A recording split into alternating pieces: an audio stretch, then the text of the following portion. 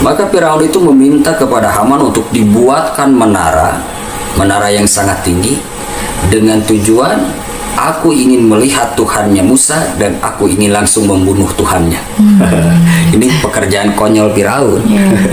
Pekerjaan konyol Firaun. Dan pada waktu itu Firaun memperlakukan penyiksaan yang luar biasa kepada bangsa Bani Israel, kepada umat Bani Israel. Disiksa luar biasa. Wanita-wanitanya dilecehkan, laki-lakinya dibunuh. Dan tahu tidak ada sifat Firaun itu sebelum makan dia harus melihat darah Bani Israel. Jadi sebelum makan dia harus melihat Bani Israel disembelih di hadapannya.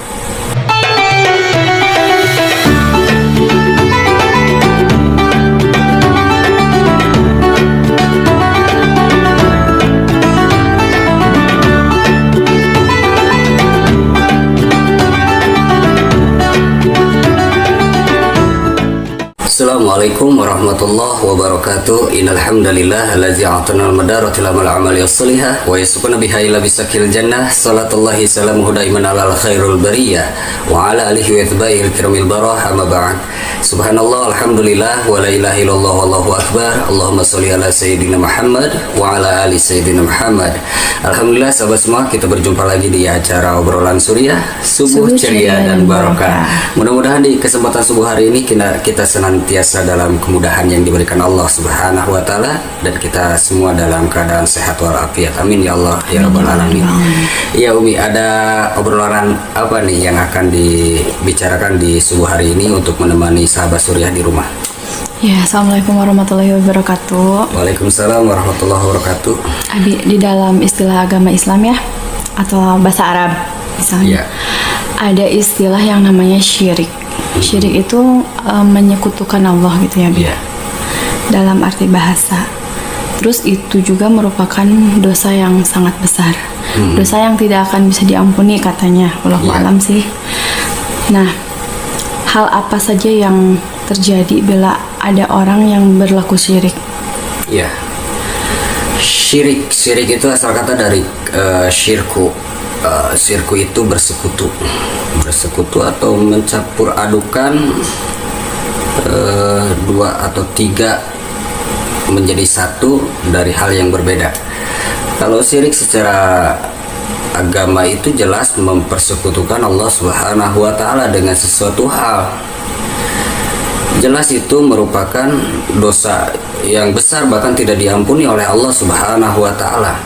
Lalu apa yang akan terjadi jika misalkan orang yang berbuat syirik yang seperti tadi Umi pertanyakan? Satu, berbuat syirik itu akan terhapus seluruh amalnya. Karena yang memberikan pahala itu kan Allah Subhanahu wa taala. Sedangkan dia berlaku syirik, mempersekutukan Allah Subhanahu wa taala, maka Allah akan menghapus seluruh pahala yang dia buat. Tidak bernilai di hadapan Allah Subhanahu wa taala. Yang kedua, syirik akan menyebabkan atau membuat orang itu merasa tidak aman di dunia dan tidak aman di akhirat. Karena perbuatan dosanya itu, dia akan mendapatkan azab dunia juga azab akhirat. Terus syirik merupakan dosa yang sangat besar, bahkan tidak diampuni oleh Allah Subhanahu wa taala, seperti yang ada dalam Quran surah An-Nisa ayat 48.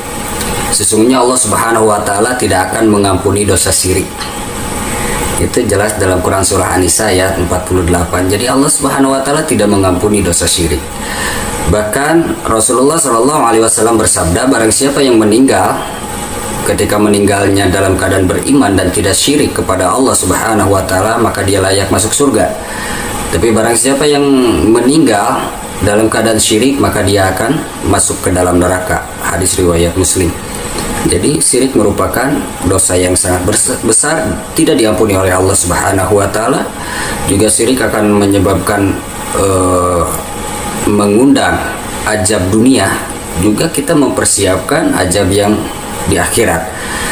Dosa syirik menyebabkan seseorang akan kekal di dalam neraka. Jadi banyak sekali hal yang akan terjadi jikalau kita berbuat syirik.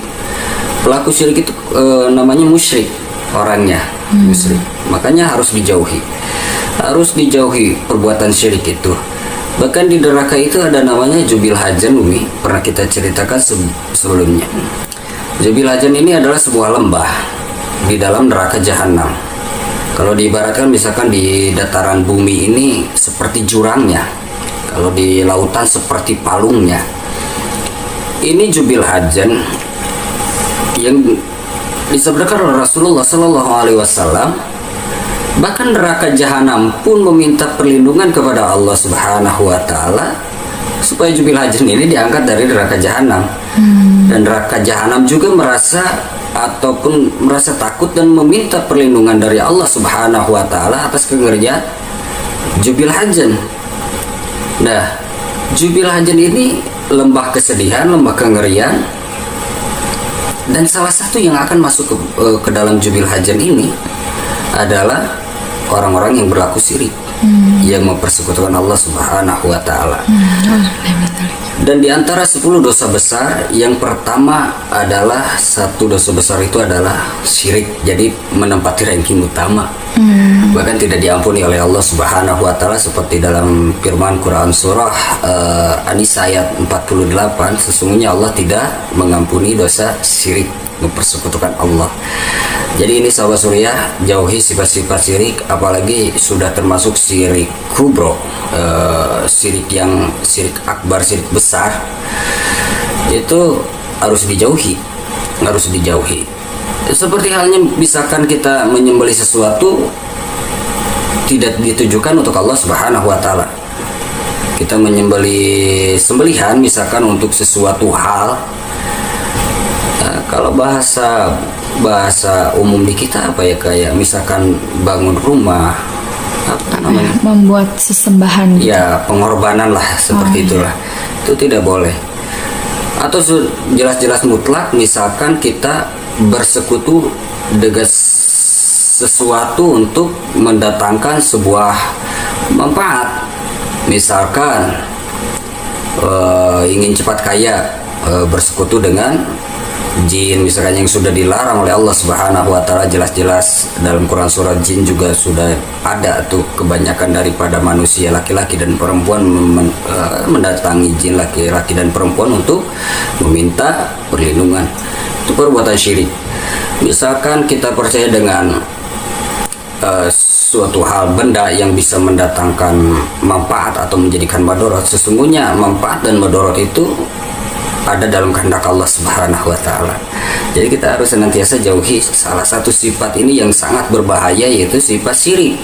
Selain mengundang azab di dunia, juga mempersiapkan azab yang kekal nanti di akhirat. Tidak ada syafaat, bahkan Rasulullah Shallallahu Alaihi Wasallam bersabda, seluruh para nabi lepas dari perbuatan orang-orang syirik. Maksudnya sudah tidak ada syafaat. Tidak ada syafaat, jadi sudah dicampakkan begitu saja. Nah seperti itulah. Jadi ada bukan efek samping nanti di akhirat, disiksa di dalam neraka, juga di dunia juga akan mendapat azab. Bisa jadi datangnya musibah ataupun kesempitan hidup karena berbuat syirik juga. Nah, salah satunya agar kita senantiasa tidak berbuat syirik, yang jelas-jelas dimurkai Allah Subhanahu Wa Taala. Bahkan Allah Subhanahu Wa Taala mengancam perbuatan syirik. Banyak ayat yang menerangkan tentang kemurkaan Allah terhadap perbuatan syirik. Dalam Quran surah Al-Luqman ayat 13, bagaimana nasihat Luqman kepada anaknya untuk menjauhi perbuatan syirik itu.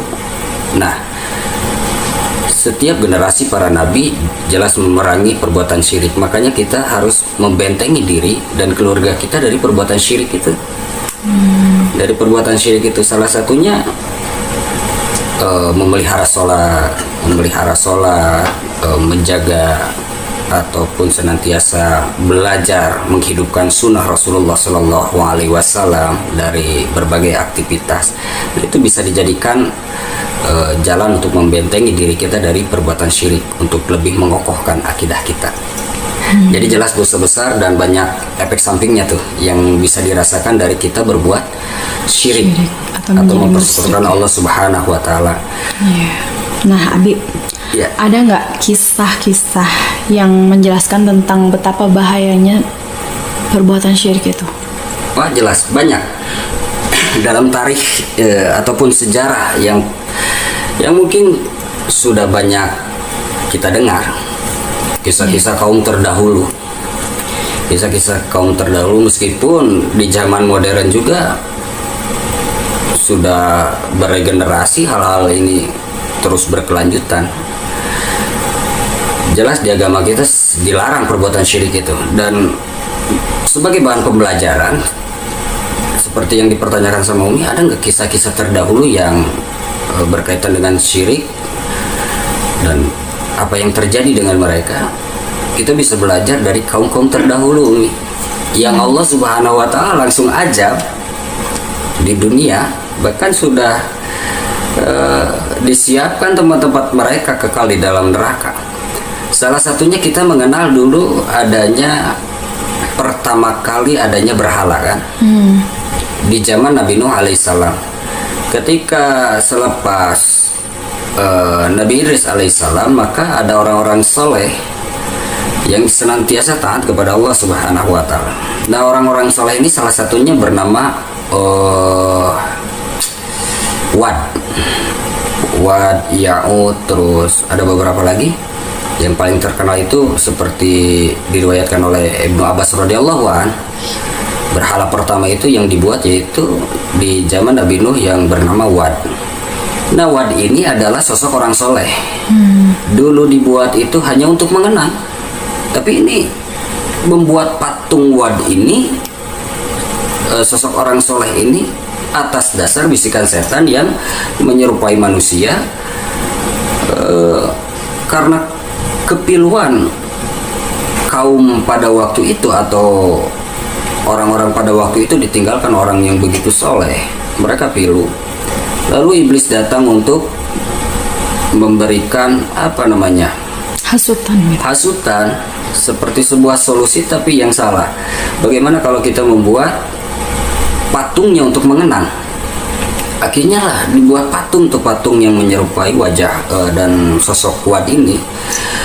Dan bukan cuma itu, iblis juga membuat begitu banyak patung yang tersimpan di rumah-rumah pada waktu saat itu. Satu generasi ini tidak menyembahnya, hanya mengenangnya, tapi generasi selanjutnya yang sudah tidak mengetahui asal usul ini patung mulai menyembah. Mulai menyembah yang tadinya cuma mengenang, akhirnya menyembah patung Wad ini. Maka Allah Subhanahu wa Ta'ala mengutus Nabi Nuh alaihissalam untuk menyeru kepada kaumnya untuk meninggalkan sesembahan berhala ini. Jadi para nabi dari dahulu itu memerangi perbuatan syirik. Nabi Nuh datang kepada kaumnya untuk mengingatkan kaum itu agar tidak menyembah berhala dan kembali menyembah kepada Allah Subhanahu wa Ta'ala. Akhirnya bukannya didengar tapi malah dicemooh. Nabi Nuh alaihissalam itu dicemooh, ditantang supaya didatangkan azab. Akhirnya seperti yang kita tahu, Allah Subhanahu wa Ta'ala datangkan banjir yang begitu besar yang menenggelamkan kaum itu dan menyelamatkan Nabi Nuh alaihissalam di dalam bahtera berserta umatnya. Juga kita mengenal kisah dari Nabi Hud alaihissalam yang dakwah kepada kaum Ad. Ini kaum Ad itu kaum yang gagah perkasa, badannya kekar-kekar, kuat, hingga kaum-kaum yang lain itu takluk sama kaum Ad ini.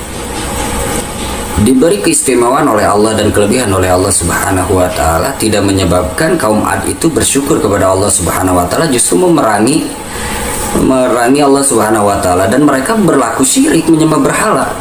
Maka diutus Nabi Hud alaihissalam untuk berdakwah kepada kaum Ad untuk meninggalkan sesembahan mereka dan kembali menyembah Allah Subhanahu wa Ta'ala. Tapi apa yang dilakukan kaum Ad? Kaum Ad menantang nabinya, bahkan menantang Allah Subhanahu wa Ta'ala. Ayo Hud, datangkan azab yang dijanjikan oleh Tuhanmu itu. Malah ditantang azab Allah Subhanahu wa Ta'ala. Akhirnya kaum Ad ini dibinasakan oleh Allah Subhanahu wa Ta'ala dengan azab yang Allah datangkan berupa angin Dalam sebuah riwayat itu, kalau tidak salah anginnya itu 7 hari 8 malam, 7 malam 8 hari. Angin yang begitu kencang dan begitu dingin. Sampai Allah nyatakan dalam Al-Quran mereka tidak bersisa. Hanya tinggal rumah-rumah mereka. Dibinasakan oleh Allah Subhanahu wa Ta'ala. Itu yang bisa kita ambil pelajaran dari kisah kaum terdahulu. Juga ada kaumnya Samud, kaum Samud. Kaum Samud ini sama juga menyembah berhala. Dan Allah Subhanahu wa Ta'ala utus Nabi Soleh alaihissalam. Bukannya beriman, bukannya mendengarkan seruan Nabi Soleh alaihissalam, tapi sama juga kaum Samud ini menantang Allah Subhanahu wa Ta'ala. Bahkan kaum Samud ini menantang Nabiullah Saleh, kalau benar engkau Nabi, datangkan mujizat untuk mengeluarkan unta dari batu.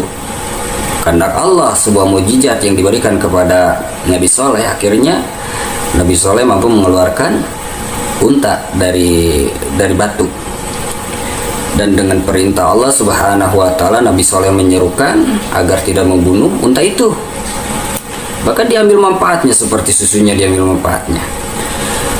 Nah, kaum Samud malah membunuhnya. Nabi Saleh terus berseru kepada kaumnya untuk kembali kepada Allah Subhanahu wa Ta'ala.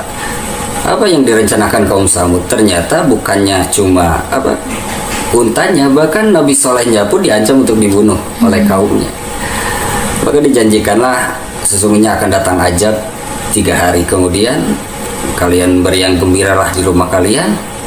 3 hari kemudian Allah akan mengazab kalian. Mereka menunggu azab itu dan menantangnya. Kaum Samud menantang. Akhirnya 3 hari kemudian Allah datangkan azab dan mengazab kaum Samud dengan suara yang menggelegar dari langit, dan Allah datangkan juga gempa hingga tidak bersisa kaum Samud diazab oleh Allah Subhanahu wa Ta'ala, dibinasakan. Ada juga kaum Sodom. Kaum Sodom itu kaumnya Nabi Lut alaihissalam. Selain menyembah berhala, mereka juga mempunyai perilaku maksiat yang sangat dibenci oleh Allah Subhanahu wa Ta'ala. LGBT sudah terjadi sejak dulu itu.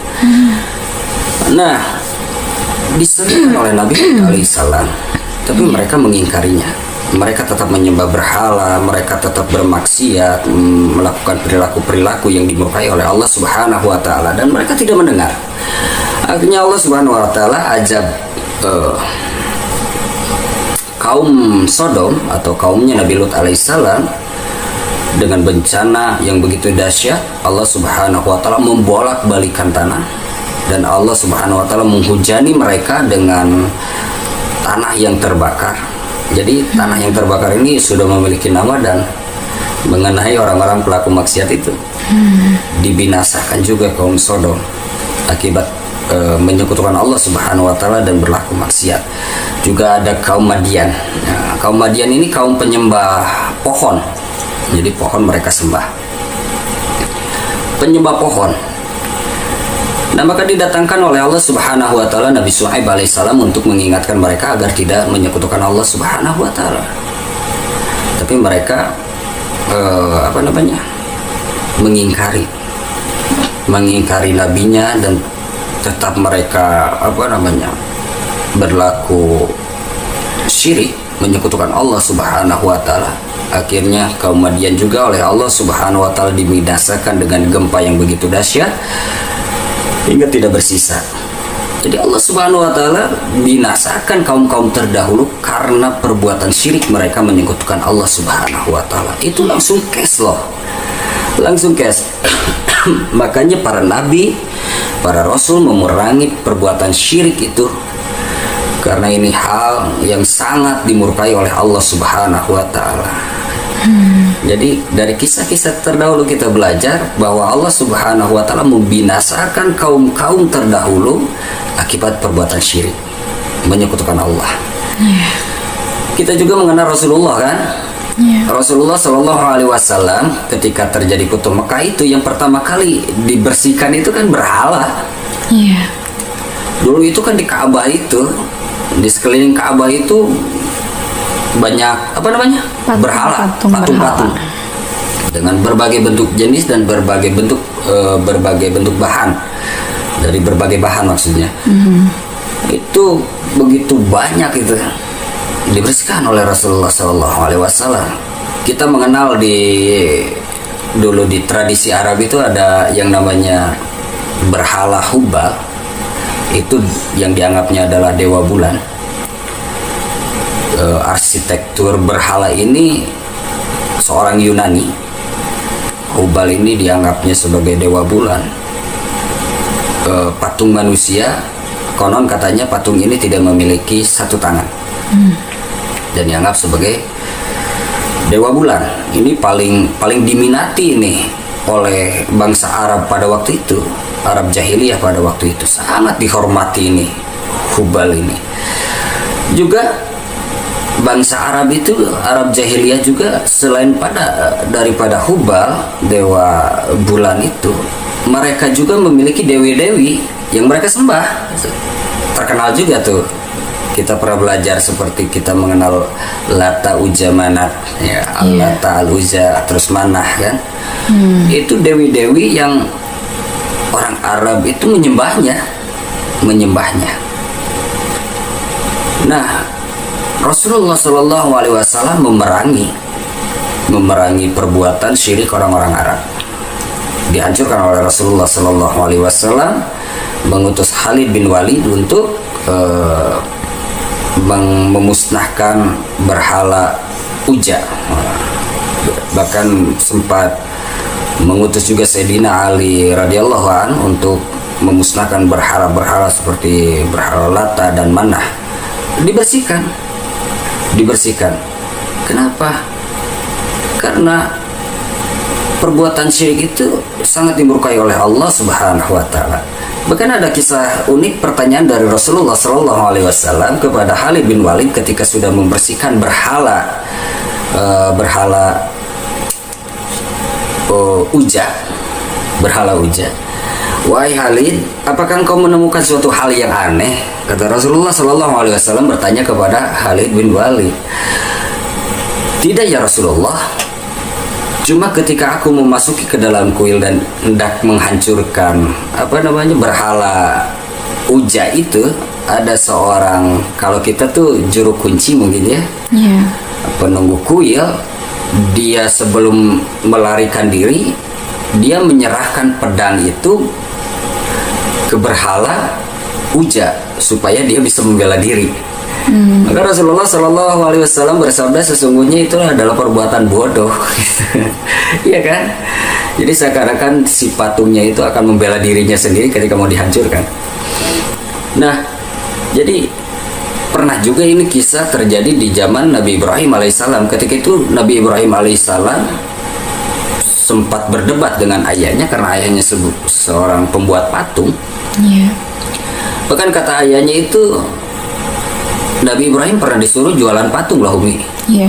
Karena tidak mau menolak, tetap menjaga bakti kepada orang tua, Nabi Ibrahim tetap menjajakan jualannya. Namun kalau orang lain berjualan berhala itu mungkin dengan cara dimuliakan atau apa, tapi Nabi Ibrahim itu mengikat leher berhala itu dan menyeretnya.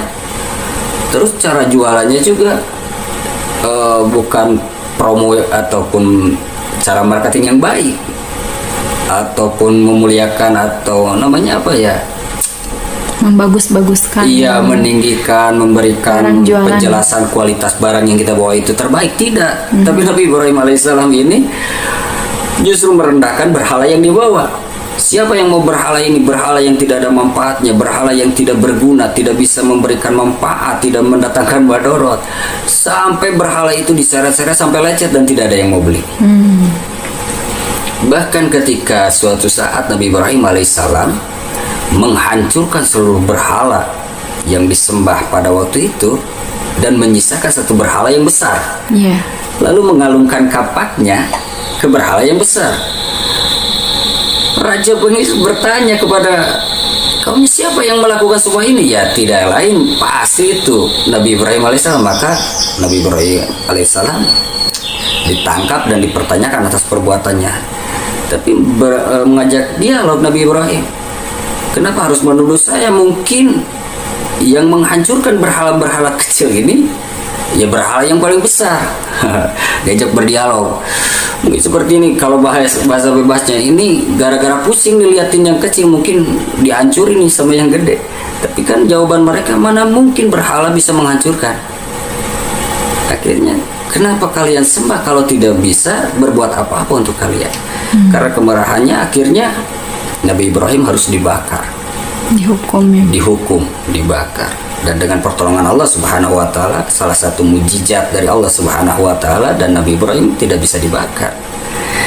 Juga terjadi kisah Umar bin Khattab radhiyallahu an. Umar bin Khattab radhiyallahu an pernah bercerita kepada Rasulullah sallallahu alaihi wasallam, "Ya Rasulullah, ketika dulu sebelum mengenal Islam, aku sempat memakan Tuhan sekaligus sebanyak dua Tuhan dimakan sekaligus oleh Umar bin Khattab radhiyallahu anhu."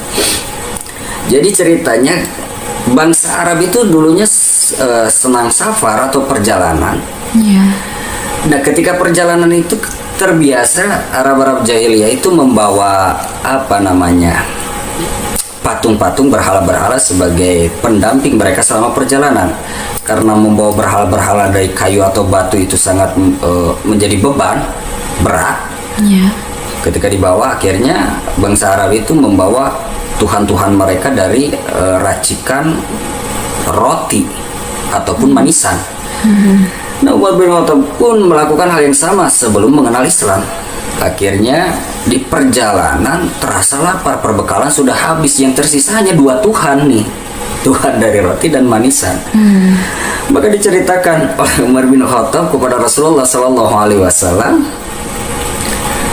karena lapar yang sudah tidak bisa ditahan, akhirnya aku ya Rasulullah memakan Tuhanku dari mulai kepala ke tangan, badan sampai kakinya dan habis. Datang lagi lapar, maka aku memakan Tuhanku lagi. Mendengar cerita Umar bin Khattab, Rasulullah Shallallahu Alaihi Wasallam pun sampai tersenyum, sampai terlihat gigi taringnya, gigi gerahamnya ketika tersenyum. Nah, inilah jadi perbuatan syirik itu selain konyol, bodoh, juga ini merupakan hal yang dibenci oleh Allah Subhanahu wa taala. Kenapa kita harus meminta sesuatu kepada selain Allah Subhanahu wa taala? Yang jelas-jelas selain Allah Subhanahu wa taala itu tidak bisa mendatangkan manfaat dan madarat. Hanya Allah Subhanahu wa taala yang bisa mendatangkan manfaat dan madarat. Ketika Allah Subhanahu wa taala berkehendak kun fayakun, jadi maka jadilah. Ketika kita butuh sesuatu, memohon kepada Allah Subhanahu wa taala. Ketika kita menginginkan sesuatu, memohon kepada Allah Subhanahu wa taala.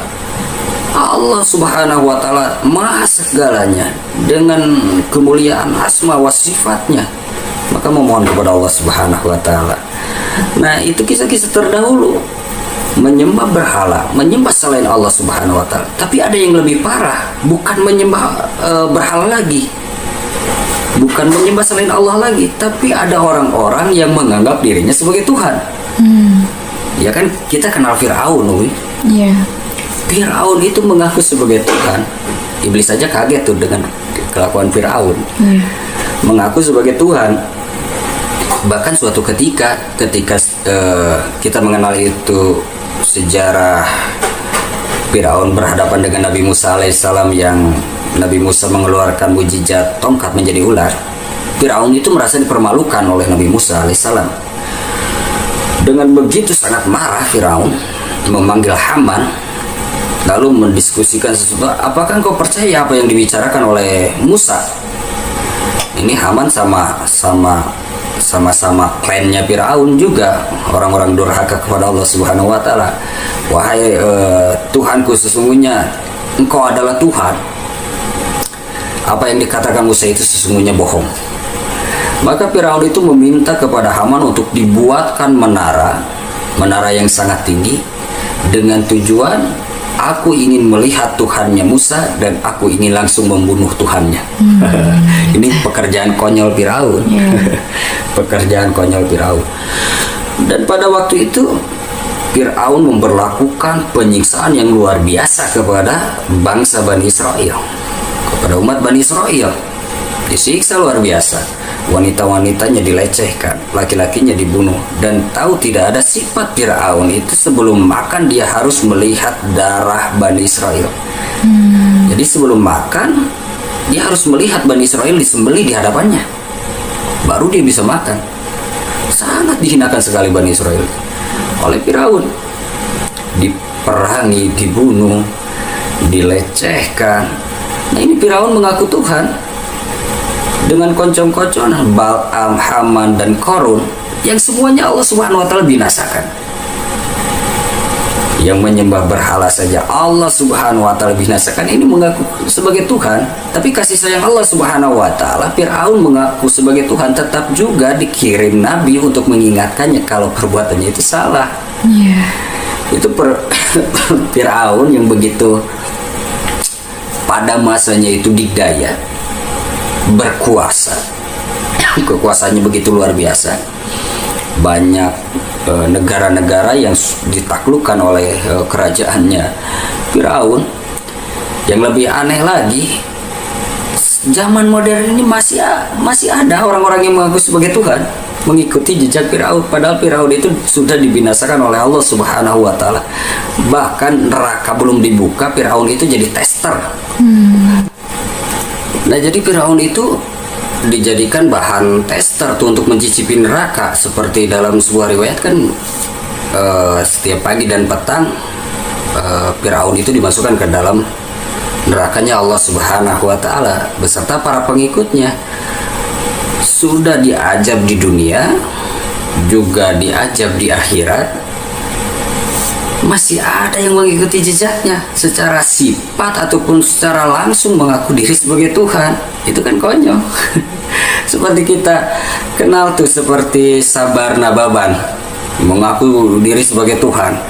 Ada juga seperti Indra Okta sebagai pimpinan Satria Piningit mengaku juga sebagai Tuhan. Ini terjadi di Indonesia. Yang paling kemarin juga sempat terkenal tuh Dimas Kanjeng mengaku sebagai Tuhan. Firaun mempunyai kekuasaan, mengaku sebagai Tuhan.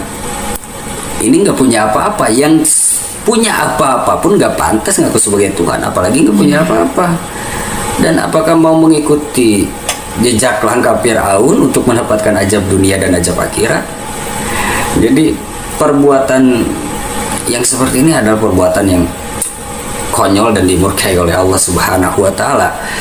Nah itulah kisah-kisah yang bisa menjadi bahan pembelajaran untuk kita, bahwa perbuatan syirik adalah perbuatan yang sangat dimurkai oleh Allah Subhanahu wa Ta'ala.